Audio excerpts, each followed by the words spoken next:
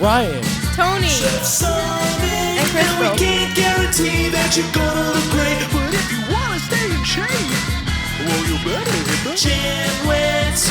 That's right, man. Help. welcome to the GymWits podcast. I'm Ryan George. I'm Justin Guild, a.k.a. Chef Sonic. And I'm Tony Marinucci, a.k.a. Tips with Tony, your registered dietitian. And we are the GymWits. What? You had something to say, right? You weren't going to start. Okay, well, the first thing that I would like to say... Not off to a good start. Well, maybe we'll make a New Year's resolution to start our episodes better. So the first thing I would like to mention is I'd like to congratulate our intern, Crystal, on getting her new internship at CUNY TV. So congrats, Crystal, on that. Crystal! She's That's hanging so out with us here, and she's very exciting. happy. So, yeah, it's awesome. Congrats. Should be some great work. Is that what you weren't telling me? Because he wanted to make it a surprise. Oh, okay. All right. Yeah, I always like to do a So reveal. weird. For Doesn't like you make these reveals for a podcast where nobody where our facial expressions and context would actually be important, and so without context you make this reveal that then I'm surprised by and confused by because it makes no sense. Not that it makes no sense to me, but it's not it's not going to hit me. And then we've got listeners that are trying to get some fitness information, and they got to listen to you try to go for some weird reveal. But that's what makes it interesting and funny, and that's why people love us. Should I close this window? yeah, Tone, why don't you close I the don't window? want to close the window, but I know, the they give sirens so much are going to heat. come. The sirens, Yeah. are on their way. It's like if there was a GymWits comic, like the villain would be sirens. Yeah, There'd be some manifestation of police and fire sirens would be our yeah, super sure. villain. No, I know. Always happens. All right, so the first thing I wanted to discuss today before we get into our New Year's resolution is about going down the rabbit hole of YouTube or anything really online. Have you gone down any fun rabbit holes recently? A couple. We were talking about before. So basically, someone mentioned. So I do this other podcast where we talk about pop culture stuff. This Cynic Radio podcast, and we talk about like TV and movies and stuff. And so somebody had mentioned that someone said to him, "Hey, is the Ryan George on your podcast the same guy that works for I think it's Screen Rant?" And they were like, "No." But then I was like, "Oh, another Ryan George." Discovered there's another Ryan George I discovered hanging there's another Ryan George who has now taken over me. If you type Ryan George into Google, I used to show up first, no longer. So now is my nemesis. But no, so we should invite him on the podcast. Yeah. So this other Ryan George shows up, and he actually has some hilarious things for Screen Rant called a pitch meeting. So basically, it's like he's pitching a movie to himself. Like one version of him plays like the writer, and the other version of him plays like the studio exec, and it's pretty hilarious takes, kind of like in the same vein as like Honest Trailers and CinemaSin. So that was kind of the rabbit hole I jumped over. Now it's not your typical rabbit hole because it was one kind of video source and one person. It's a solid but rabbit still hole. kind of like I intended on watching two, and I probably spent about an hour and a half watching videos. Tone, what about you? So I don't go into a rabbit hole, but so it's, basically my business is an online business. So when I'm using things like social media, Instagram and Facebook, I'm replying to messages, following up with clients, marketing myself, putting out valuable content.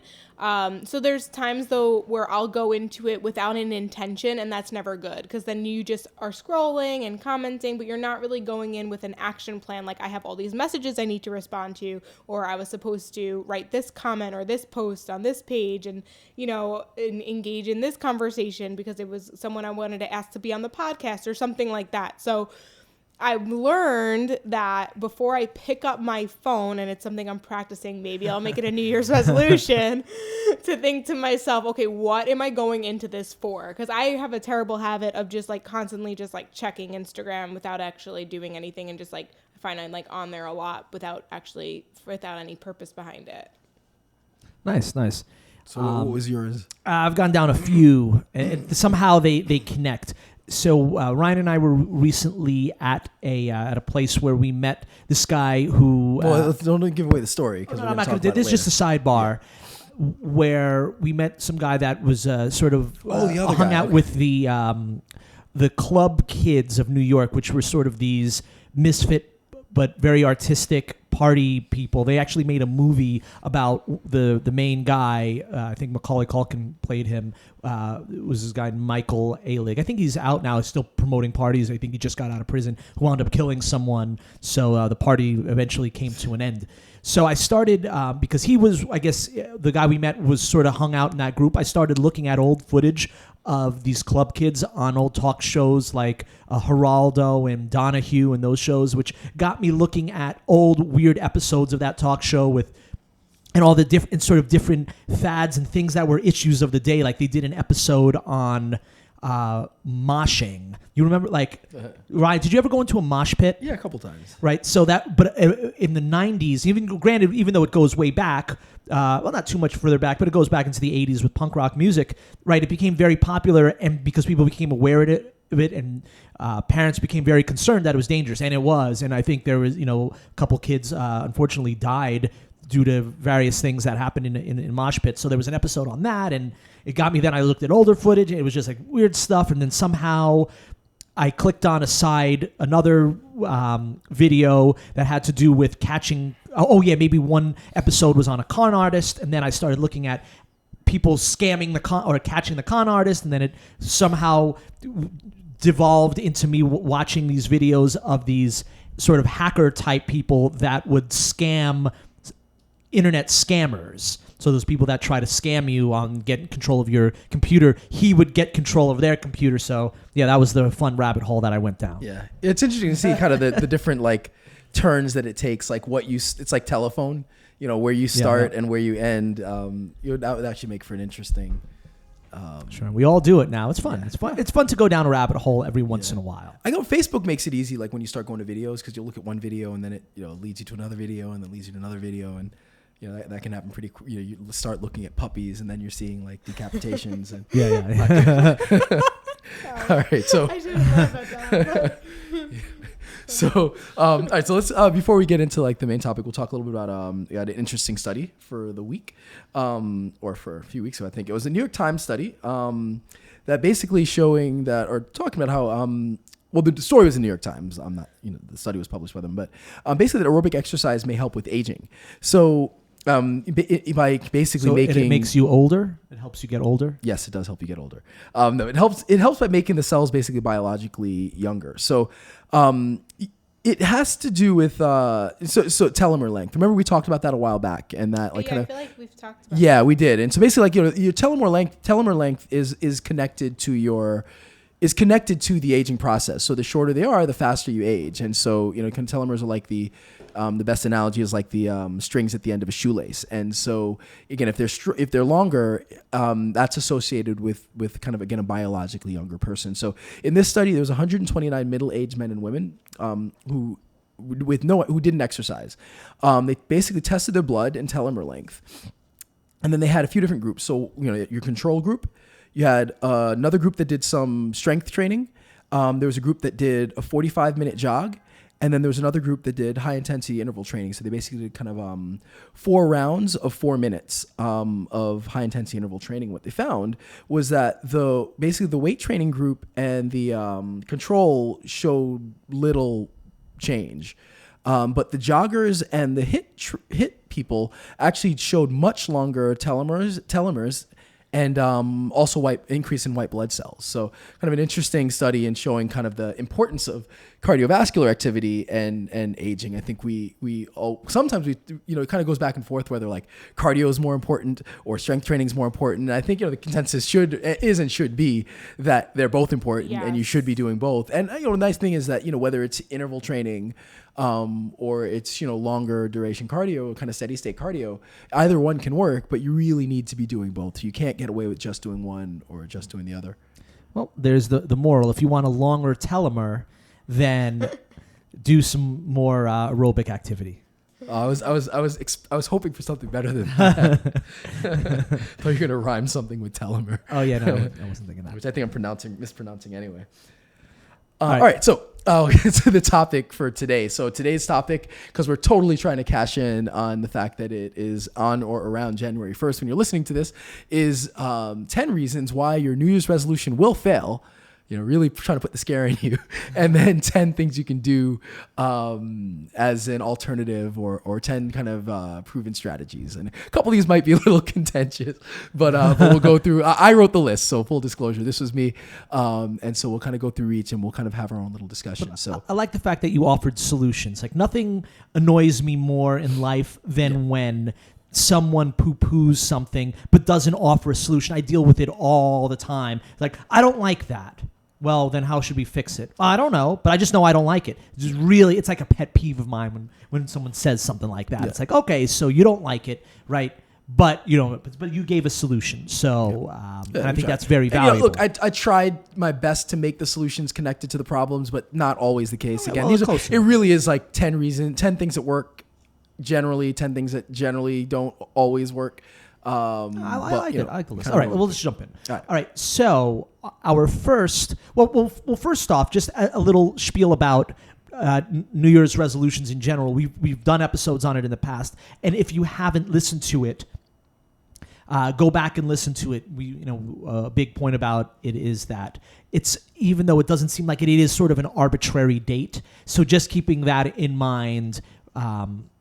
That even though it sounds like important, it's a thing, right? That it really is arbitrary, and that health, fitness, wellness are things that you should always be striving for. And actually, Tony, if you listen to the Tips with Tony podcast, she mentions that not to wait for New Year's. It's right. That's the idea behind it. It's, I think it's arbitrary. So please check out the Tips with Tony podcast as well. Thank you for that plug, but it's true. So what's our first one? Well, so I was gonna say I lost my train of thought. I was gonna say. Also we were talking about this before, because I think for Justin and Tony were kind of trying to wrap their heads around why are these necessarily New Year's resolution, and really, like, none of these are specific to New Year's resolution. I think the fact is, like, if there's one day where most people are going to try to change, it's New Year's. So it's more about, like, or the day what after are things that don't work when you try to make a major change, and what are things that do work. And so that's really the way to look at it. So I think, again, we're as cynical as the next guy. We just try to be transparent about or not as cynical, but we try to take advantage of situations. But I'd say Tony's not cynical at all. We try to take advantage of situations as much as the next guy. We just try to be honest about it. So look, at the end of the day, we're slapping New Year's resolution onto it because of the time of year, because it's going to but I think it's very important. People listen, this but is when it's actually, people are going to fall into these traps. All right. So the first trap is creating extremely ambitious goals, or goals that are just way too lofty. You can see people saying, well, all right, after New Year's, I am going to cut out all carbs. I am going to cut out all sugar and all saturated fat, right? So that seems like something very difficult. Or I am going to start going to the gym 5 days a week. So what are the pitfalls in making goals like that? I think what makes it extreme is always compared to what the person's already doing. So, like, if a person barely ever exercises, and, like, to them to go to the gym 5 days a week sounds like a lofty goal if you haven't been in the gym in 5 years. But if you're someone who's been to the gym and, like, you go regularly, now you want to do 5 days a week, that's not as extreme. Yeah. So it's always compared to the person. Like, what's extreme for you and what's extreme for me are different things. Yeah, that's a great point. Like, if I'm like, this year I'm going to work out 6 days a week, 2 hours a day. That's going to be a lot for a lot of people, but for me, that's not too far off from what I currently do. So it's more, versus if you go from not working out at all to doing that, it's a big thing. Also, if you make, the other part, I think that is, if you set a goal of, I'm going to run a marathon in April and you can't run a mile, that might be a problem. Right. If you say, I'm going to lose 50 pounds by, July, but you've never been through that, that's a problem too. So kind of, both in what you're going to try to do in the moment or day to day or week to week, and also in what your aspirations are, if they're too much, that becomes problematic. So what is a nicer or a more reasonable approach? Well, so we choose comfort, and it's in that. With any massive change, we talk about it a lot, so I won't go too much into it, but any massive change requires some giving up something from your life. So the more comfortable you can make those changes, the more likely you are to succeed. So, for example, if you decide, you're going to start going to the gym and you don't work out, and you have two options. You can work out at the gym that's close to your house, or you could work out at the some fancy, I don't know, kickboxing. Let's say there's a Muay Thai gym. You really want to do kickboxing, but it's an hour away from home. But you're really motivated to do it. You might join and you'll sign up and you'll start doing it. But really soon, the balances will tip, and as that motivation wanes, the desire to get home early is gonna be present. The desire to not travel and not spend the money on parking or whatever is gonna be present. So if let's say you hate running, but you're like, but I'm gonna I want to start losing weight. Maybe don't run, maybe bike, or maybe find another activity. So kind of when you're making your decisions, same thing with food. If you decide that you're going to start eating better, and you love sugar, probably don't want to do the ketogenic diet. Like, you want to choose things that are going to be comfortable. So as you're making your changes, make changes with that in mind, because it's more likely to stick when you don't have those forces kind of saying, stop, I don't want to do this. I think that's a really good point, because you read everywhere like growth starts outside your comfort zone. And I think that there's a line there, and I actually have another episode out about it. It's like there's the green is like you're super comfortable. The yellow is like you're somewhat uncomfortable. So like, yeah, going to the gym when you're not used to going to the gym is going to be uncomfortable. But taking a spin class when you hate spin, that's going to make you really uncomfortable. Yeah. So choose something that's going to push you a little bit outside your comfort zone, because you need to create change, but it's not something that's going to, like you said, once the kind of motivation kind of wavers and you're back to like your normal, like, the New Year's resolution hoorah is kind of over, it's going to be really hard to sustain that. So I think that's a really valid point. I think a lot of people are under the impression that they have to go completely outside their comfort zone in order to create change. Yeah. All right. So the second So I'll give a little background on the second one, because I know we'll get a little discussion on it. So we just recorded a debate where I was kind of for negative thinking, not really, but it was a kind of positive thinking debate where we kind of discussed like positive versus like maybe not so much focus on it. And so while in the midst of this, I was kind of into like anti-mantras and stuff like that. So I'll just put that out there, that my negative or bad was like kind of just doing the kind of mantras and affirmations, kind of telling yourself. I'm gonna piggyback off of this to make it sound, because mantras and affirmations may be motivational. They might help some people. I think what Ryan is trying to say is doing these mantras or affirmations without backing it up with the work that goes into it. So I am going to lose weight. I am going to lose weight. I am going to lose weight. But you haven't changed your diet at all. You're not exercising. So a mantra isn't going to do anything if you don't back it up with the work. Yeah. Fair. That's good. Does that make pretty sense? Good, yeah. So, and I agree. However, I do believe that someone, maybe not. Maybe this isn't the way I want to go about it. Look, let's just all agree that Ryan's wrong in this instance. No. Okay? Wait, you just said I'm right. I know, but I still think you're wrong. No, okay. The thing that affirmations do, though, is it does make you put the focus towards your goals and what you want. So it does it does help you kind of remember kind of what you're going for. So for someone who, you know what, I'm going to say this. For someone who's already motivated, it is very helpful because it keeps you in that zone. But for someone who's thinking that affirmations are going to be what motivates them to get them started, not happening. Okay, that's fair. I think that's a great way to put it, because I think that there are certain just like pushing yourself out of your comfort zone. I think it's in the same way. Like if you're someone who's already motivated and you work like totally, then pushing yourself out of your comfort zone can totally help, because like it is something fitness, that's like people who really are already into fitness, they know that in order to grow muscle, you have to really push yourself that extra rep. Yeah. Like there are things you're gonna have to wake up and do 2-a-days possibly, like you're really trying to get to that next level. But but we're going back to number one. We don't want that extreme experience. We want it to be gradual change, and that's what I was referring to before. Like what's extreme for one person, like someone, Ryan, might look at the way that the amount that we exercise, like people might look at that as an extreme because it's new, but because they're not used to that. But for us, it's pretty normal. And like you said, to do 2 hours a day, that would be a challenge, but it's outside your comfort zone, but it is also possible. It's not extreme to you. No, that's fair. And I think we're in agreement on that, because like I think what the problem with that I'll have with mantras and affirmations, again, same thing as I think when we were in the positive thinking debate, which if it's not posted yet will be posted soon, which is a fun debate, is I think the main issue for me is I think when you use that as that's going to make it work, and I think that doesn't replace it. It's great there as a tool if the work is there and if you're motivated already. But I think the problem is when someone kind of uses that as, all right, I'm just going to wake up, I'm going to think about it, and that's going to make it work. And I think that's a problem. It'll keep it present, but it's not going to replace the actual work.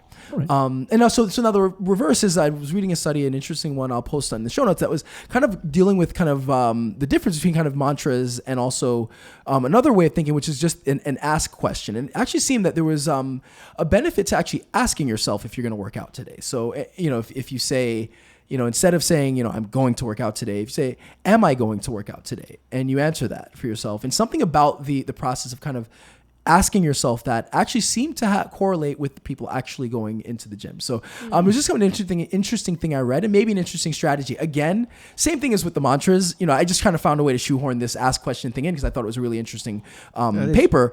But it still isn't going to replace it. If you ask yourself if you're going to go to the gym and you don't go to the gym, that's a problem. So you still need to actually do the work, something like that.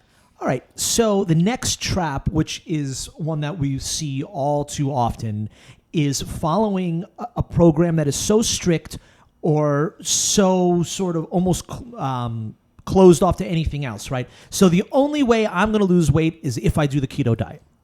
Right, that's the only way, or the only way to work out is to do high intensity interval training. Right. So now we know those can be effective, but there's not one way to do it. And if you get stuck in sort of this tunnel vision, that can lead to problems. What are some of the issues that happen if you really have that tunnel vision? Yeah. Well, so I mean, Tony, do you have any thoughts on that with the tunnel vision? Oh, absolutely. I mean, my favorite quote ever is stay committed to the plan, but flexible on the approach, because part of committing to a healthy lifestyle is discovering what works and what doesn't. So you have to have an open mind and try new things and experiment, but give it time to see if it works and apply it and see if it's helpful for you. But it's never, a straight and narrow answer. That's why diets don't work, because they're made for one specific person or situation. And in life, there's just so many barriers and factors that go into play that it would be almost impossible to follow one thing and have it work completely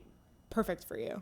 Yeah. So no, you guys both hit on what I was kind of trying to get at. It was it's you need some flexibility. There needs to be flexibility. Again, especially if you're starting from a low. Kind of a low starting point. It's different again if it's, if I want to run a marathon, like I've been in fitness long enough and exercise enough and run enough that I could do it, then I need a strict program, but I have a background and kind of an understanding in it.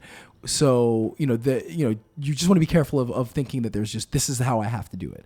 Correct.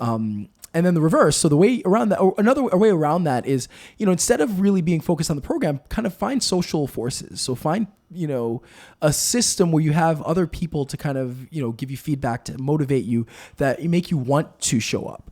So whether it's a friend or a great a example social of it is we recently did sorry to cut you off, but we recently did an interview with Jen Stevens, who is really into intermittent fasting, and she has a series of Facebook groups, and it's a whole community that offers support. So if there's that time where you're like, oh, I'm just feeling hungry and a little down today, right? You go on, you can talk about it, and there's people there that are that are there to help you through it. Tony does that as well, right? Yep. And Tony does it. We'd like to do that, but it takes so much time. But so that's it. It's like having social forces are a huge motivator and a huge thing to keep people in line and keep people on target. And so instead of really thinking I've got to do this program, I think I got to have a team, a group with me that will help me through it. Anything Love to add? that. I'm all about accountability. So I know it doesn't, and also not just even a team, but I don't know if this is on the list, so I could be jumping. I think we mentioned it, but we didn't put it on. But like also maybe a coach, or a dietitian or a personal trainer, someone that kind of gets it. Yeah, that can help you kind of create your own. Like a personal trainer is great because they help you create a workout plan. They listen. Well, if it's a good one, they'll listen to you. They'll figure out like what works for you, what works with your body, and give you a workout program that might be more realistic for you to stick to. Same thing with a dietitian. They're going to work with you. They're going to listen to what you're currently eating, give you modifications to that, help it align with your goals, make it a little bit more streamlined and individualized to you. So that way, because in the group setting, like for example, in my Facebook group, everyone's on their own personal journey doing their own different thing. But at the end of the day, the common goal is to commit to a healthy lifestyle. So the support is there, but there also, I think, needs to be some individualization there, which is separate from that strict program. A strict program has no real individualization to it. Yeah, that's great. Well, and speaking of the positive social force we're just talking about, I think that'll bring us to our next trap. Are negative social forces. Yeah. Right. So we know what those can be. Right. If you're living with someone, or you have a circle of friends that they go and they drink all the time. So yeah, right. Things like that. Negative social forces kind of which may not be fun, and like not to say that's always bad, but it might get you away from your goal. So negative social forces kind of manifest themselves in a couple ways. So you have that. You have, like, let's say, a spouse, or you have kids. And you're just making, saying that even though you should having be a spouse preparing and kids good food. are bad for that. I'm saying that if you have a spouse or kids that eat unhealthy, then that could be tough if you're trying to modify your lifestyle. But the other side is, that I know tons of people who lose weight, and then they almost have friends and family that will make them feel bad for losing weight. Oh yeah, you can afford. You look at how thin you are. You need to fatten up, or you could afford a cake or whatever it is. So not that, like, we always talk. Cheating is fine if it's kind of planned, and it's not that you don't have it, but you shouldn't let somebody guilt you into it or make you. You should have made that decision on your own.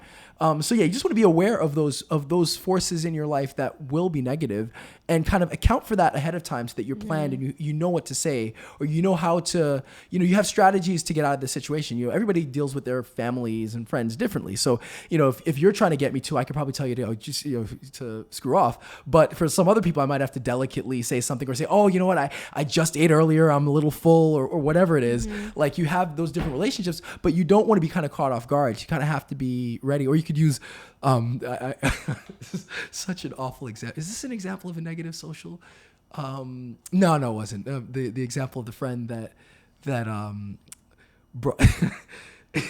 so he would, his wife was eating a lot, and she had put on a lot of weight, and he wanted to help her lose weight. So what he would do is he would eat his dinner before going home, and then he would eat a healthy meal at home to try to guilt her into eating healthy. It didn't work. And I don't know how this is connected to it. I just thought that's a really funny story. I think you know the friend. It's awful, but it's kind of a funny story. Oh, gosh. Well, I will say that people don't anticipate that with change, people don't like change. So we already don't like change. That's why it's so difficult to form new habits. But as you change, the people around you treat you differently, and that's definitely something that isn't spoken about enough. And it becomes challenging, and that's why sticking to goals become challenging, because you yourself are already questioning, who's this new me, what's going to happen, and now people around you are pointing it out. And those, like you were saying earlier, Justin, like that group of friends that you used to go out with and drink with and hang out with all the time, if you're trying to lose weight, you might be seeing them less often, not intentionally, but just because you're recognizing that, your values now are getting up early in the morning to get to the gym rather than staying out late and drinking. And so through that experience, like, they might take it a certain way. They might think you don't like them, or that you're trying not to be friends with them, but no, it's just that your values changed, and they may not understand that. And part of them not understanding that might be because they themselves are, maybe struggling, or, that's a real whole other topic. Like, we could really go definitely down talk that. about it. Yeah. And I think that in a lot of social settings, I don't know if it's more with girls than with guys, but there might be some jealousy too. Mm-hmm. So if they see someone getting into really good shape, if you're a friend, you should be happy for them. Mm-hmm. I think, at least, right? You should want your friend to be healthier, but I'm sure that some people will get jealous, like saying, "Oh, this person's getting into good shape. This person's building muscle or losing fat, right?" And there might be some jealousy. So there could be an underlying, sort of an underlying tone of, "Oh, let's go, come out drinking," right? Or just something to, like, bring the other person down to earth. Kind of sabotage them a little. Like, honestly, it happens, and it's what I teach my clients. It's called projection. So when someone makes a negative comment about like, or how are you not going to have that extra slice of cake, or why are you not drinking? Like, it's really that their own feelings of insecurity of not being able to resist temptation, and they're just projecting it onto that other person. So it doesn't have anything to do with that person, although it might feel like it. Sure. It usually has everything to do with them. But yeah, that's definitely that requires someone to help talk to, that gets you, like, working with a dietitian, strategizing around it. Depending on your family, it could be really challenging to lose weight if your family doesn't understand, or your friends. Yeah. Oh, great. I used to be jealous of how fast Ryan would gain muscle, so I secretly sabotaged him. What I would do is I forgot what I did. I did something. I don't think you did anything. No, I don't Secrets think I out. did. Yeah, exactly. I'm sure I did I don't something think at you did some anything.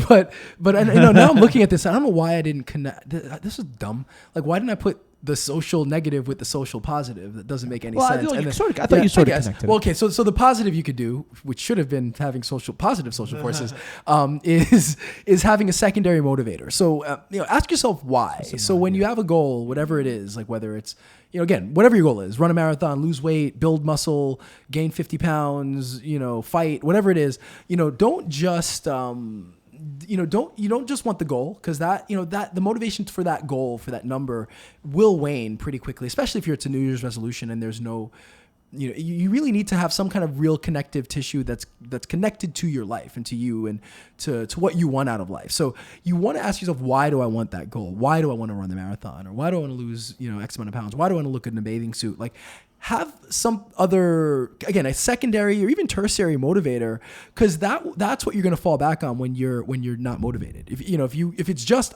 the superficial goal and you lose your motivation, if you can't fall back on something, it's much, much harder to kind of get the motivation to do it. Versus, like, again, if a wedding is a good example, because the wedding, it's a date, it's there, you have a dress, you have a certain way you want to look, you have a suit, dress, whatever it is.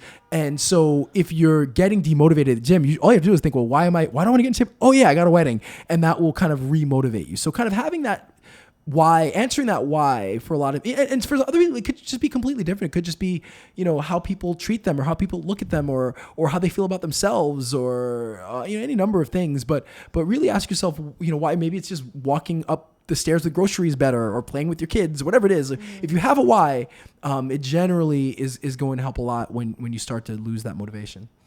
And well, just to add on to that, the why needs to be really big. Like, it needs to be more than just that. It needs to be a capital Y. It just needs to be, it needs to be bigger than that surface stuff that Ryan was just saying. It really needs to matter to you a lot, because at the end of the day, if it matters to you, you're going to find a way to make it work. If it doesn't matter to you, you're not going to. So if it's powerful enough, it's strong enough, you have to ask. I was on a podcast the other day, and Jason Phillips, it's a really good podcast. You guys should look at the All In podcast. And he said, what's the why behind the why? Like, having energy for your kids is equal to having a better relationship with your kids, which equals they're going to have a better life because of it. Like, you see, that's the why behind the why. It's so much bigger than just, having more energy to go up and down the stairs. Yeah. So I would just kind of challenge everybody out there to really dig deep, because motivation doesn't always come. Actually, it rarely ever comes. It only comes by doing, and we have to have something that's going to push us to do. Sweet. So I'm going to reword what Ryan wrote, and it's about habits. And I think that it's thinking that you can break a habit without a ton of hard work. And it kind of goes into some of the other things. So if you're used to eating a certain way, and you think that you're just starting on New Year's, you're just going to be able to flip the switch and eat completely differently, it's just not. How often do you see someone who's just been able to make a radical change, Tony? They're eating one way their whole life, and then New Year's, and then poof, now all of a sudden they're eating completely differently. Well, so no, it is actually possible they do it. They just don't sustain it. Yeah. So yeah. Exactly. So well, it's yes, like eventually, exactly. yeah. And what people don't recognize is that like you were saying, it takes a lot longer to form a habit. There's actually studies behind this. People think it's like 21 days to break a habit. No, it's actually, it takes on average 3 months to really break a habit and another 3 months to form one. It's actually why my program is a 6-month program because I've read all the studies, especially when it comes to behavior change, behavior modification, it takes a minimum of 3 months and then that last 3 months to really solidify that these changes are real changes. And it also takes a lot of awareness, mindfulness, accountability. You have to be thinking about it every single day. It's not like, 6 months, but like 1 week you're thinking about it and the next week you're not, and the next month you are, and the next month you're not. Like, it's literally like day-to-day things that you need to be doing and putting your attention forward to actually make it a change in your life. Yeah, we've evolved. Habits are an important part of our evolution. They're things that we can do without thinking. And every choice and every decision we make, day to day takes energy.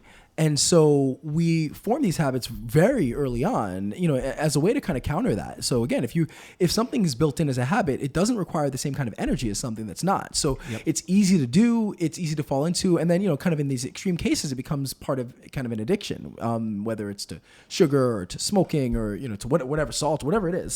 So I think, the issue, is people underestimate how difficult it is to break those habits. And I think, we think, something like smoking that is notoriously difficult, but we don't think about the same thing when it comes to eating poorly. A lot of people do think that they can just flip a switch or to building an exercise into their life. I think people just underestimate the difficulty that's involved in that. And so, so it's really important that people understand that and enter into their program with that awareness and with that knowledge that this is not going to be easy. And again, have strategies for dealing with it when it does get hard. So when the going gets tough, that you have some kind of a strategy in place to fight it. And some of these things we talked about, whether it's accountability or a journal, or something as simple as like, you may create something that's like, all right, this is what I'm going to do whenever, I fall into that, or bribe yourself, whatever it is, like have some kind of a strategy so that when you do find that urge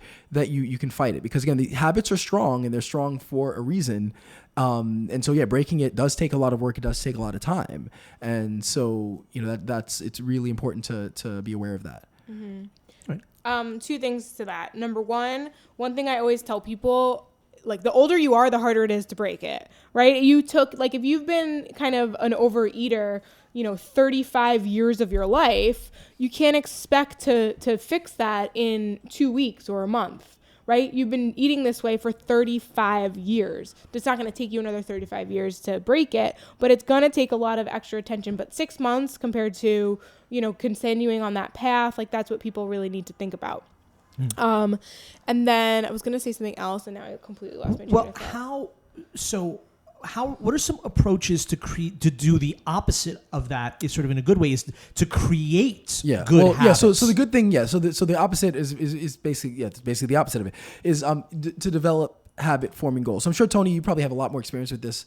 Dealing with the diet, as a trainer, like people just have to show up and then I make them do the thing that they don't want to do, where, you're not with people 24/7. So, what can people do to develop good habits? Like, what are some of the strategies?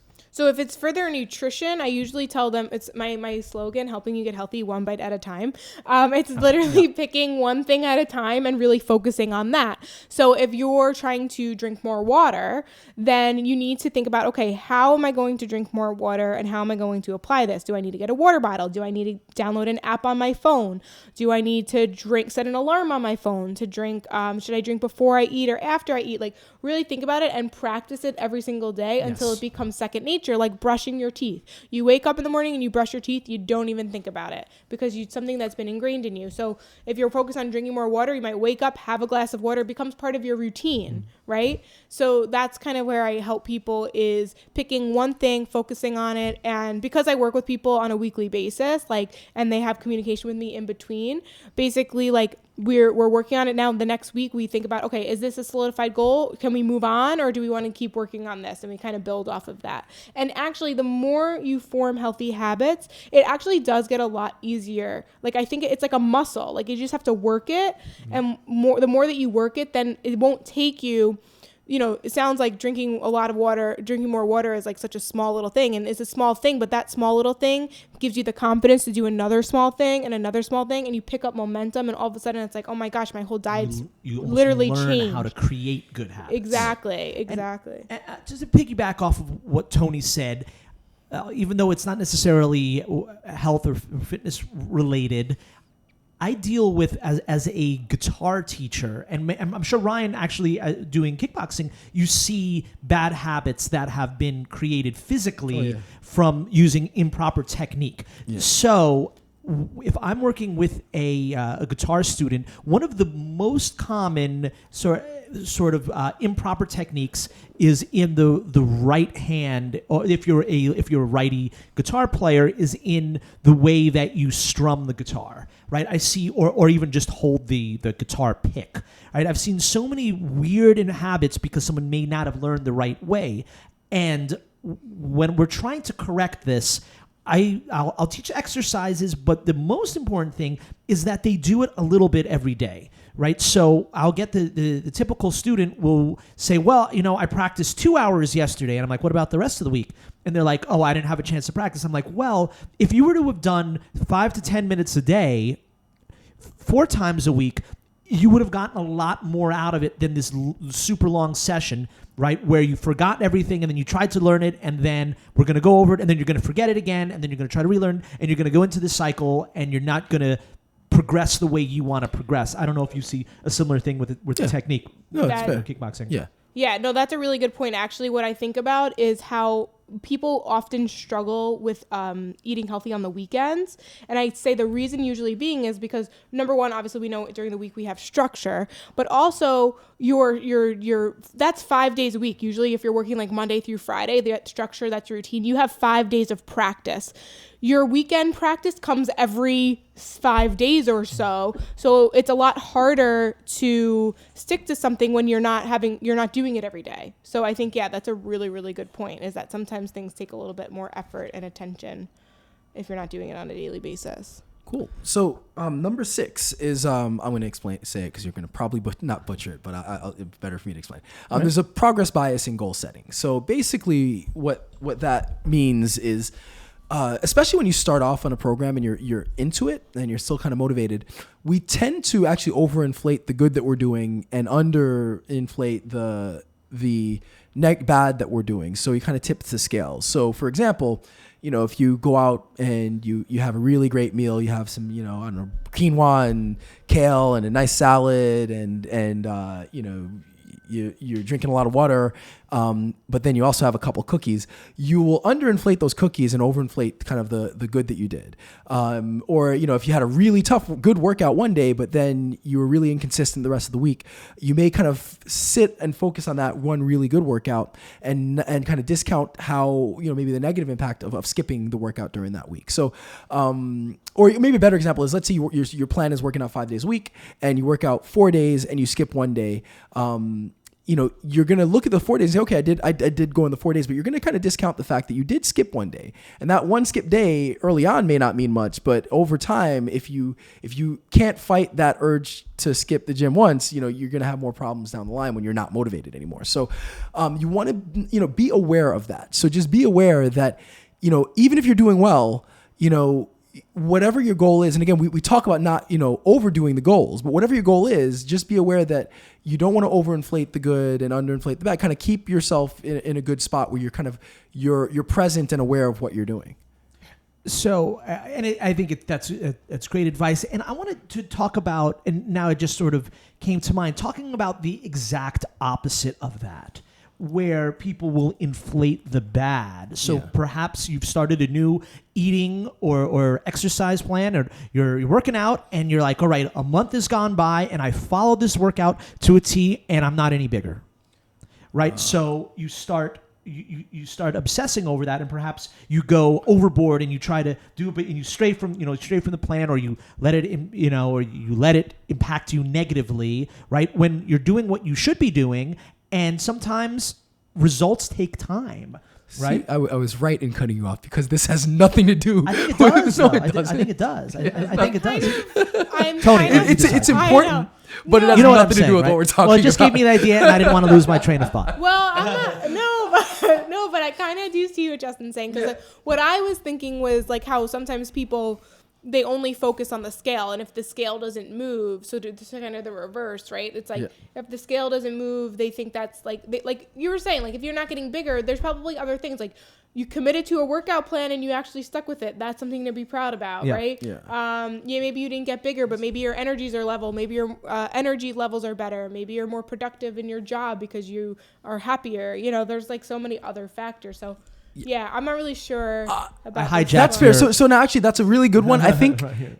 I'm going to place that in 10. So we'll get back to Okay, it. we'll when we get back to it. 10. We'll get to it, yeah. Oh, yeah, It's I a see good it point, now, yeah. right? But yeah, you hijacked your- completely hijacked and butchered number 6. So again, See, but you put the if you had just let me do it from the beginning, I wouldn't have done no, that. you probably would have still done that. But regardless, so more like that. It's an interesting idea that we don't talk about much because I don't, never really considered it. But I think, do you have that with your clients where because I find this with personal training clients that, especially when they're kind of motivated, they will tend to look a little bit more positively on the good, and then they'll kind of be, oh yeah, I did this, that, and that. Yeah, I mean, I had that all the a time. bacon cheeseburger and some yeah. cookies and fries, but I was doing everything else.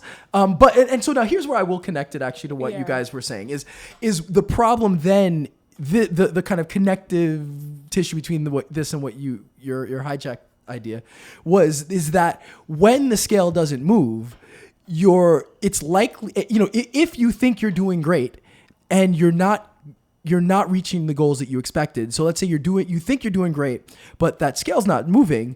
Maybe that's the reason. Maybe that's the underlying cause, that you're not considering.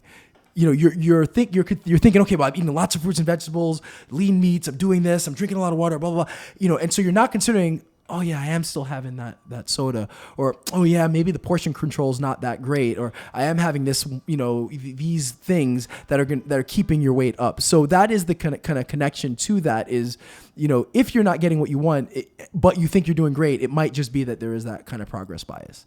Yeah, and to just go with the original idea of progress bias, you see it in all aspects of life where people want, and for what it's worth, it's not bad to focus on the positive. In fact, you should, but I think at the same time you don't want to ignore the negative, right? So it could be something career based where you're like, well, I've progressed to a level, but there's still something that might be holding you back, that, and I'm being vague, that you haven't touched on. And a lot of times you don't touch on the negative because that's the aspect that's uncomfortable for you. It's like, yeah, you're okay with eating, all right. So maybe for some people starting to eat a lot of fruits and vegetables and eating quinoa and lean meat, right? Maybe that's not that hard for them. But what's very hard for them is giving up drinking.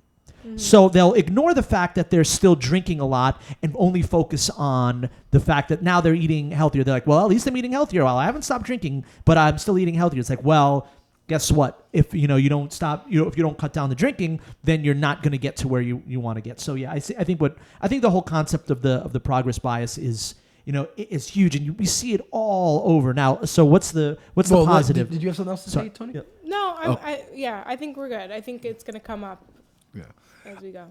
So I guess the counter to that would be finding ways to hold yourself accountable. So we talked about it a little bit with whether it's friends or a trainer or a dietitian, or, family, a social group, Weight Watchers, something like that. A journal, but find ways to hold yourself accountable, and it could be more internal. So maybe some people are more internally motivated, that maybe it's taking pictures every week and comparing it. Maybe it's measuring yourself. Again, it could be friends. It could be any number of things. But having some way to keep yourself accountable, that will keep you progressing towards your goals. And then if you aren't kind of progressing the right way, you always have that ability to kind of reset and figure things out. Or, on the flip side, if you're screwing up, you have that person or that method to kind of, let you know in your ear, like saying, hey, you're not doing what you said you were going to do, or you're not doing what you need to. Let's redirect and kind of get back on the right track. Nice. All right. So the next one, I just see it so often, and people don't even realize they're doing it. And it's creating vague or simple, superficial goals that don't lead to any goal. And I'll tell a story recently that happened. I have been intermittent fasting, and I think it's worked great. Tony, what do you think? How do I look? You look good. See, right? That's To be fair, what's she gonna say? no. She should be honest. She's like, well, No, you don't I'm look kidding. any No, different. Maybe I you've don't lost look some any weight. You've different, lost but I some think weight. I lost a little bit, and I feel I'm good. I don't not think one it's to been. comment on weight changes. But I know how you're doing it, and hopefully you're doing it in a healthy way. But I as a dietitian, I've learned at a very, very early in my career, you never comment on someone's weight because you never know their mindset behind it. Yeah. Okay. Well, that doesn't necessarily weight. I was just asking you, how do I look in general? Do I look healthy? You look good. Do I look healthy? All right. Good. Right. So no, but I've been doing it well. I've been still eating a lot of healthy foods, right? And I've been sticking to my plan, and it hasn't been unreasonable. So I've been doing it in a way I think that works very well for me. Here's an example of progress bias for Justin. So he had his nice turkey sandwich. He had a juice along with some jalapeno chips. But that's part of my plan. My plan is that I eat anything I want. Oh, but you just said you're eating healthy. I am. So make up your mind. No. I am eating healthy because I'm eating healthy foods, but I'm also eating whatever I want with that. But I don't. In general, I don't overdo it. So yeah, I eat a little bit of junk food, and I'm eating some sugar here and there, but I eat a lot of healthy foods as well, and I stick to my plan. And that's part of the plan, is that I could eat. My plan is that I could eat anything I want, right? And but I have been incorporating the healthy foods into it. And for what it's worth, in general, I don't eat too much bad stuff. I usually eat pretty good stuff, but I do incorporate some chips and stuff here and there. But for the most part, it's been pretty good, and I've seen good results. So I'm just going to stick with it. Okay. So, all right, to defend myself. So we're out as per my plan, right? I have usually one small meal, one big meal, right? So this day I was eating my big meal, and it was a big meal. I went out to dinner with some friends, and we ordered everything on the menu, and I knew that we couldn't get away with it. So we're going to have to mention the siren every episode. Anyhow, so we're out to dinner, and we ordered everything on the menu, and we're like eating, and it was like a big delicious meal. And the guy that was with us, he said, "Oh, take this food home with you." And I was like, nah, I'm not gonna, just based on what I'm doing, I'm not gonna have a chance to eat it. So you just take it home. You're gonna want it, when you're gonna wake up in the middle of the night, you're gonna want a snack, because that's what he does. And he's like, "Oh, no, I'm trying to be healthy, so tomorrow I can't eat this." And I'm thinking, we had, if you were to look at the food that we had that evening, mac and cheese,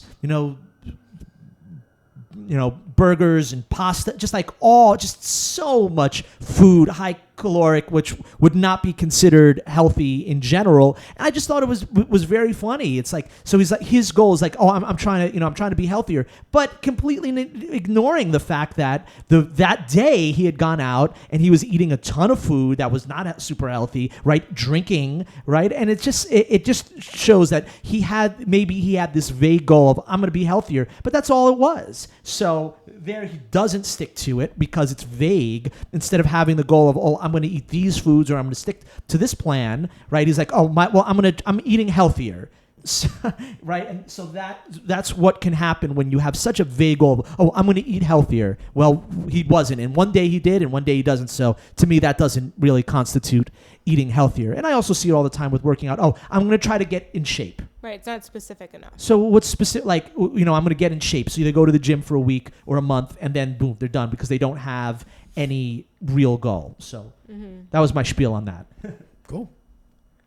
What was that for? Number 8? Yeah. Or 7. 7. Anything to add for that, Tony? No, I just think things need to be specific. Like, so there has to be a plan. It doesn't have to be a rigid plan, but there has to be some sort of plan in place that gives you some sort of direction and gives you a little bit more specific tips on what you can follow.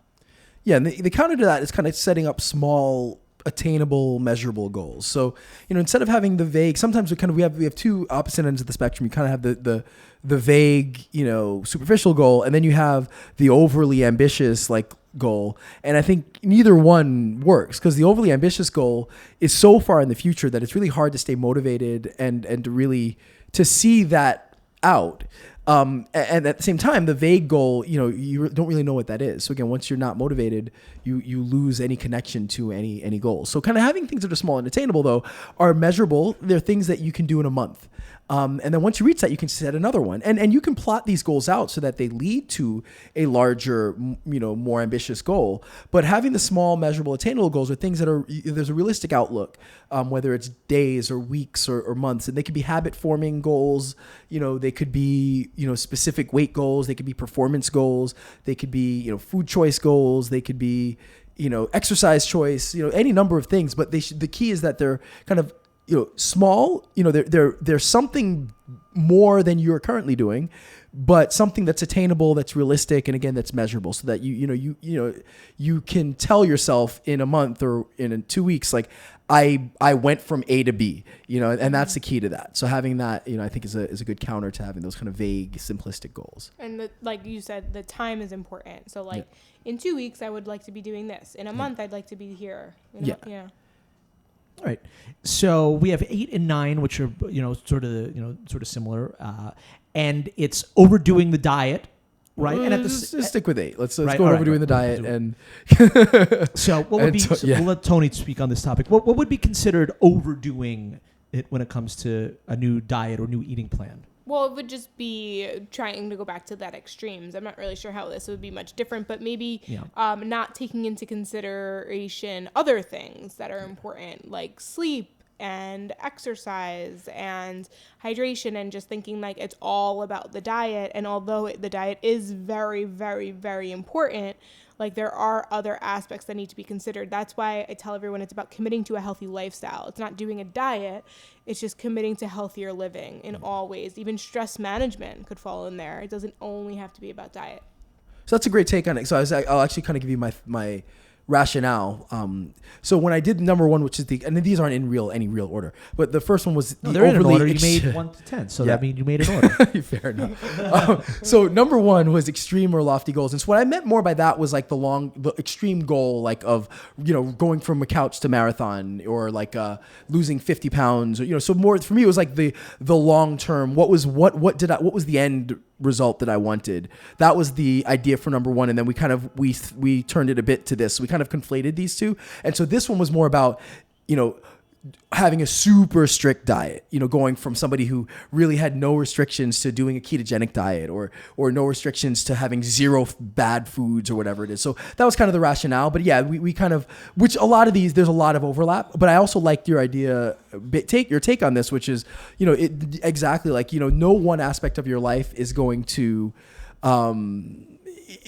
make you a healthier person. So you kind of need balance. And if you only focus on the diet, or if you only focus on exercise, that also becomes a problem. So yeah, that was a good take on it. And it came up. What also just popped up into my head is a lot of people who decide to go to do like, say, like a bodybuilding competition. Obviously, we know that diet's very restrictive and all that, but they don't even have the basics of nutrition under their belt, and they're not talking about like, I can't even tell you how many people, it's really unfortunate, that have basically have a history of eating disorders, and they go into these competitions, and it screws up with their head, and it just kind of feeds their issues with food more.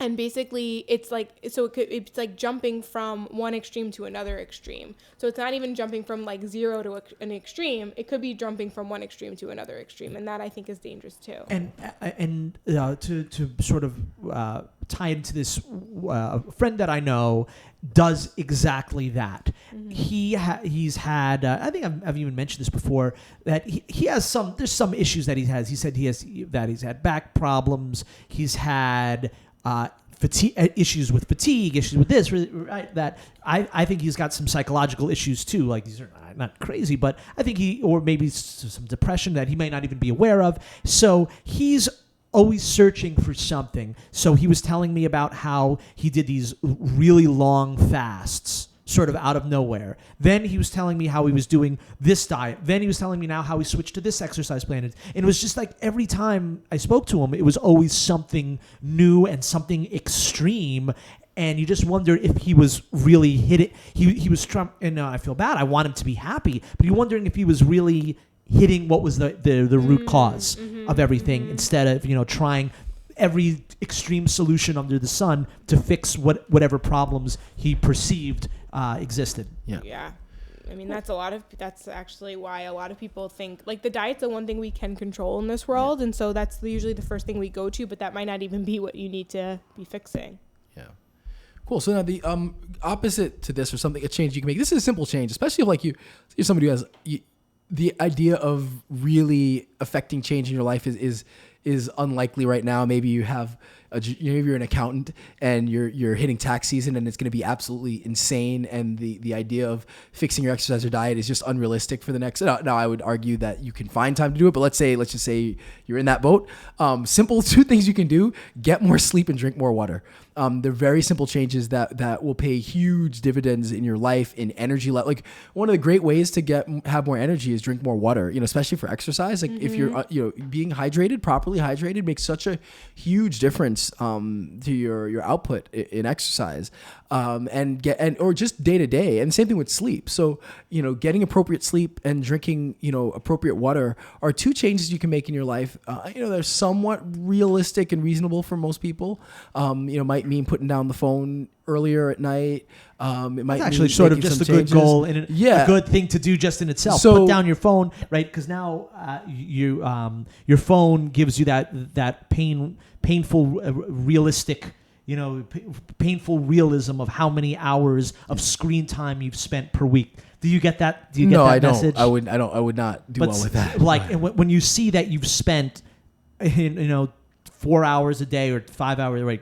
For me, actually, I was able to lower it. So that might be another one, right? Sleep and water, and maybe try to half an hour less each day of looking at the screen. Fine. So sleep, water, less screen time. I think that's big. I think. Well, you really are supposed to limit your screen time to no more than 2 hours a day. No one does. Yeah, that. Look, and we don't mean if you're, clearly if you're working or something like that in front of a computer, that's what you have to do. But we're talking about, just going down the rabbit hole. Yeah. Good callback. All right. So all right. So 9 is sort of similar, and it's you're trying to, and I'll also add on to this a little bit. You're trying to lose all your weight in the gym, or you're trying to get bigger in one crazy session, and it just doesn't happen that way. All right. Well, so I get so basically. So 9 was saying trying to lose your weight in the gym. So while we stress not to overdo the diet, I think it's also important to understand that weight loss is largely a product of your diet and weight gain too, for that matter. Yeah, and weight gain. Yeah. So weight loss, weight gain is a lot of diet, and what you do in the gym will complement it and will kind of pay long-term or longer term dividends, but you're not gonna, let's say you decide you want to lose weight, and let's say you want to lose 10 pounds, and you're like, all right, I'm just gonna go in, I'm gonna run 4 days a week. I'm just going to the gym, I'm gonna do 4 days, 40 minutes running. If you don't change your diet, you're unlikely to lose that much weight, because at the end of the day, especially if like that exercise increases your appetite, at the end of the day, that extra work is easily compensated with diet. So like I always say, you could run really hard and have one slice of pizza and poof. Exactly. So basically, that's the key, is basically that, and that was what I was trying to say with that one, is for some people, they kind of think that the work in the gym should equal a change in the scale, and that's not necessarily the case. So, or like you said, if you go in the gym, you start trying to lift really heavy, but you don't start compensating with increased calories and protein, you're probably not going to put on all that much muscle. So you just want to be careful of, the goal is more than just what you're doing in the gym. It does require the diet. And we go back to that same theme of, it's kind of a holistic approach. You need to do a little bit of everything. It's not just one thing. And Ryan doesn't mean like a holistic, like no, HOLIST. He means a holistic, WHO. Exactly. That's a clever little taking the holistic approach. I guess we like that. We have to use that somewhere. Yeah. You like that? Yeah, you're the right. Holistic approach? Yes, I like that. All right. So, okay, what's the counter?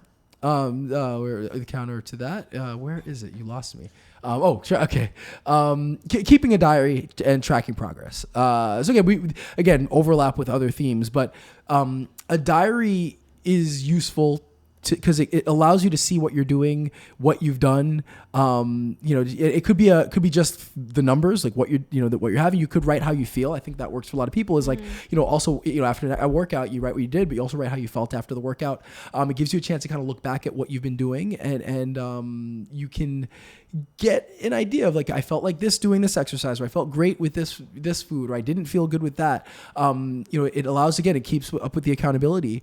And then again, tracking your progress is going to let you know what you've been doing and what needs to change. If you're on track, great. If you're not, then what have you can go back and look and see what you're doing and then make modifications in order to affect change. I think if you don't have that hard kind of data, then it's easy to, again, going back to progress bias, it's easy to kind of remember that you did X, Y, and Z, but you'll forget the details. And, I notice this when I'll have people, even filling out like a food log or an exercise log, if they just tell you off the top of their head, there's so many things that get left out and that they forget that, you can point to, if they write it down, like, oh, well, what about this, and that? You don't remember this, and that. And so you really need to, write things down to be aware of not only your feelings, but what you're doing. And it helps you make changes in the future. And you had something to add, Tony? No, I mean, tracking your progress is what I preach all the time, every day. You know what would be a cool invention? Keeping a food diary. It's like the best thing. Like a Black Mirror style implant that automatically tracks everything that you eat. You think you could create that, Ryan? How would that work? Like, so you didn't actually have to write anything down or enter anything. Like, you just ate it in automatically. What if you would have to be some kind of implant in your throat? What about in your stomach? God, I don't know. I guess some kind of an implant. It's a good idea. That, well, if you could figure this one out, we could quit our jobs. That checks the molecular kind of count or like you almost go on a molecular level, checks what's coming in. Oh, there and then go. I don't know. What is I'm talking about? It's a good idea. Yeah. All right. If any, if there's, I don't know what I don't even know what type of scientist or app. All right. Look, all right. So scientists and app creators, please contact us on this if you have any ideas. We'll even give you 10% of all the proceeds if you're able to create this. Do all the science, do all the development, put 10%. It together. Right. Leave it on our doorstep. Yeah, you get 10% of everything. Nice. Yeah. Look, we can. That's negotiable too. So just please, feel free to contact us. Yeah. All right. So, So, yep. You gonna say something else? No. Were you gonna say something? No. Okay. No. Let's do number 10. All right. So number 10. Yep. So 10 is forcing the change.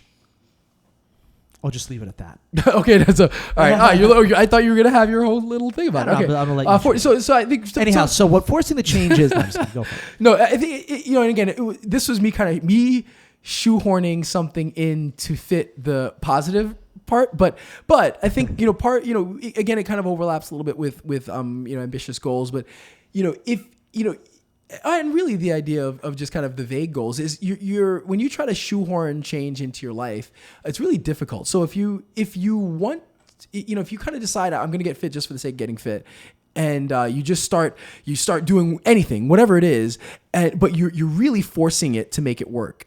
It's again, like we're talking about, it's unlikely to work because it's not comfortable. It's not something you're used to, and as soon as you lose your motivation, you're gonna have a hard time doing it. So it's really just about a matter of like really kind of, if you're forcing yourself to do any of this, there's a problem, and you kind of have to look deeper into it and try to figure out what am I doing wrong. Like, not that exercise or healthy lifestyle, not that it needs to be enjoyable, although it should be, because if you're living a healthy lifestyle, you should feel better. It should pay huge dividends just in your life.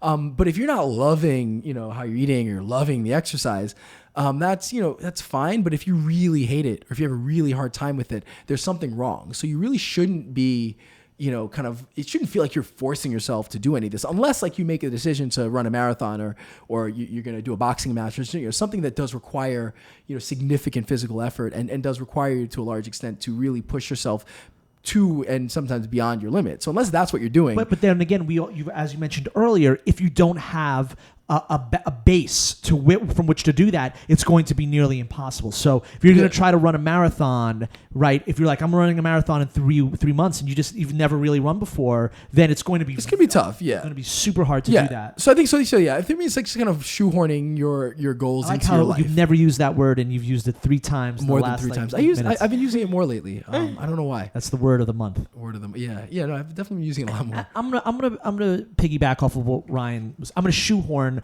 off of what Ryan was saying. I was really poor use of it. Yeah, that did not work at all. I know. So, I've basically given up trying to help people in my life either get healthier, lose weight, this or that. I just choose to help strangers. Right. Well, look, I'll help people that actually want to do it. But so the prime example of this is my mom. So I'll be talking to her, and she'll say, "Oh, after this holiday, I'm going to lose weight. After New Year's, I'm going to lose weight. Well, I have to go here. So after that, I have this. I have after that, And I keep saying to her, no, you won't. You will not do it after that. Don't even bother. The reason why is because if you're waiting till after this arbitrary time, such as New Year's, right? You're not going to do it because you are not ready to make the change. If you were ready, you could do things right now. That going away or having a holiday has nothing to do with it. Yeah, so what if you eat a lot on Thanksgiving? That's one day, right? What about all the other time, right? So that's what I always say, and I'm sure you see that a lot. Like, that's the classic, after this, after the holidays, after I get back from vacation, after this, right? But you just know that if you're not ready to make the change, it ain't gonna happen. Right, but to kind of counter that, honestly, no, you may never be ready. This is kind of what I want to say about that, right? And it's what I said in my podcast about why waiting till January 1st is a terrible idea. Because if you were going to do it, you would have done it already. Okay. And then also the other part to that is the only reason why January 1st is like this magical number and you do feel motivated is because you mentally told yourself and prepared yourself that you're going to do it. So if you put that mental shift to I'm going to do it today or I'm going to do it tomorrow, you're going to do it because you told yourself you would. That's what makes it magical. Not the date. And so you really have to create the change because you want to make the change because it's really what you truly want. Going back to creating that why. That's the only way it's actually going to happen, and it's the only way it's going to stay. So the counter you kind of said already is you need to be ready to make that change. And so what? Well, that's an interesting concept because that's the only thing. It's like you have to be ready. Well, what I mean, if you're not ready, then you might never be ready. Like you have to want it. I don't even know if it's about being ready. It's about wanting to change. You have to want it. You have to really want it. What's meant by that is more. It's more of a philosophical idea. It's you've got to be aware of the change, and you have to plan on a deeper level for that change and so being ready may not necessarily be, being mentally kind of, you may never be ready for it. You may never be totally on board. It may never be the easiest thing in the world for you, but you do need to kind of be aware and, be prepared for the change and know the obstacles that you personally are going to face and what you're going to do to avoid those obstacles. So if I know that going out with my friends, after work is a problem area for me, then I have to be ready for that. I have to be prepared for that. I have to know what to do to counter that or to fight that off. And I can't allow myself to make a decision or to not make a decision in the moment. So, that's kind of really what's meant by being ready is, there is the mental aspect. There is the kind of being emotional. There's emotional aspect, I should say, of being ready for it. And for a lot of us, that we may never want it, on a deep level. We may want the results. We may want the benefits of being healthier or being in shape or having a healthy lifestyle, but we may not want that. We may still want the bad stuff, but you do need to be prepared for it. You do need your life to be ready for it. And so I think that's the kind of the approach that you need to take is that you have to set things up in your life to make that work and not shoehorn, things to work because it'll only work momentarily quickly. And then once you face that little bit of resistance, if you don't have a plan to fight the resistance, you're gonna have a really hard time. And of course, making yourself ready it could be a whole podcast discussion in and of itself. And perhaps there's a simple answer of if you're not ready, or if you don't want something, you can't achieve it, period. So there's certainly, could possibly, if you don't want to make yourself healthy, you never will. Right. So you could certainly say that. And there might be a lot of, as sort of simple as it sounds, there might be a lot of truth to that. Mm-hmm. So we could certainly get into that. And can you make yourself ready? Can something happen in your life where you're like, now I'm ready? Well, I think it can. I think that certainly can. Like you could have, people have had, heart attacks and say, well, I got to change things. Or someone has a kid and says, I got to be healthier. I got to be better for my kid. So I'm going to give up drugs or alcohol or something like that. I think things can happen to make people ready for the change. But I personally believe that you gotta really want it in order to make any real difference in your life. Yeah, no, I agree. Yeah. All right. Well, we have had nice a new podcast. Segment, but I think we're going to save this for the next episode because we went way over. I always thought we were going to make it a little mini segment. We were, but we were going to add it. We to could do the both. Episode. Oh, okay. So I was going to say, nice. but I think we're Stay gonna tuned. Stay tuned. Yeah, we're gonna have to start that next week. So although I don't know what we're posting next week because it could be something that we already recorded. So some point in the next couple of weeks, we have a new segment we're gonna start doing, which is telling some of the interesting stories we have from the gym. Yes. And actually, our first story is something that just happened a week ago. But you guys are gonna which now come to think about it. If you have some interesting stories from the gym, that's right? an idea. So let us know about them. Something wacky, something crazy, something that, or even if it's something that actually made a big difference, like you were working out and you met someone and you just loved the way this person worked out, right? I know that doesn't sound crazy, but if you have something like fell in wacky, love in the gym and you're getting married. there you go. That's it. Yeah, you know what? Actually, that's a great point. So especially because we're gonna try to do this every week, and I got a solid 20 or 30 good ones. We got enough. But I'm gonna run out. We got and enough so to once I last run for a long out, time. if you want to start sending your stories, that'd be great. We'll read them on the air. So if you have any weird, wacky, interesting stories from the gym, we'll do our best to read it Or once we're done with ours. romantic. Or Ryan- romantic. Ryan, well, definitely has make some it weird make it ones. engaging. So if it's just like I met so and so, we fell in love. Not funny. But if it was like Dismissing my idea. No. I'm saying like if there was a funny way that it happened, or something really interesting, or romantic about it, like definitely. But if it's just like for instance, like the bodybuilder Titus, who and his wife at the time, how he pursued her, and then they wound up killing someone and burning it and leaving on the road, like that, like a story like that. You guys don't know not about that story? It was a big deal. Well, I guess just make it interesting. That's all I ask. So That's yeah, interesting. if it's It was interesting, on- great. it was on So lots no, of not that television a shows. romance could be really fun and interesting, as long as we actually have a couple. We do have a couple of stories about romance at the gym, both hilarious. If you want to, you could call it romance, but make it interesting. Well, yeah, like a special, like about The Room, which Ryan yeah, will tell you about yeah, The I'll Room. tell you about The Room later.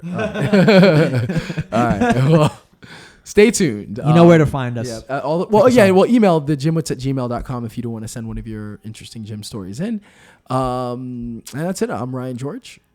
I'm Justin Guild, aka Chef Sonic, reminding you that truth does not sell. And I'm Tony Marinucci, your registered dietitian. Tips with Tony, helping you get healthy one bite at a time. And we are the GymWits, wishing you a happy New Year. All right. Right. So, I'm sorry. I know we said we are the GymWits, so Ryan, you can say, and we are the GymWits.